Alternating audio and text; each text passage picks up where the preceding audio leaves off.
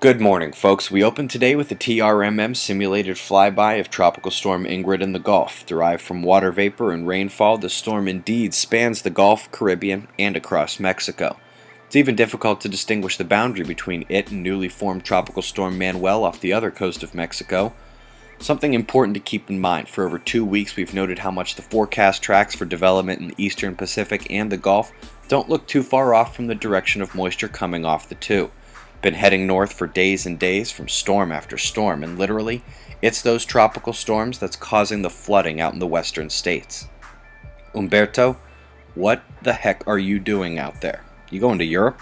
Despite all the proceeding, I am most worried about Japan today. The storm will not miss and is quite powerful.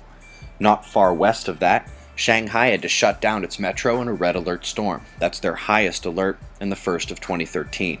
Sticking here for a Sakurajima update, they've just broken their ash eruption height record, washing dust off their local towns. Meanwhile, they're being straight abandoned near the Ubinas volcano in Peru, where a state of emergency was declared. Gas masks are now required nearby, and the waterways have been acidified to poison.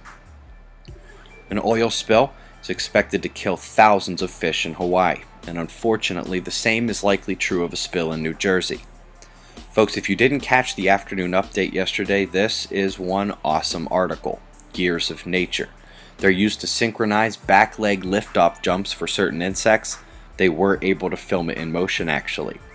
Today's top news story comes from Hubble, and yes, it's pretty.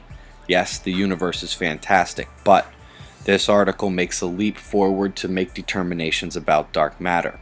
Those alleged gravitational scaffolding upon which galaxies are constructed, and which this electric universe community is still waiting to be recognized as purely electromagnetic, and far less exotic than their math and imagination requires. Words of encouragement for our star. Come on, buddy. No sunspot threats, development, or flaring to speak of. We're still near A range. Pretty sad.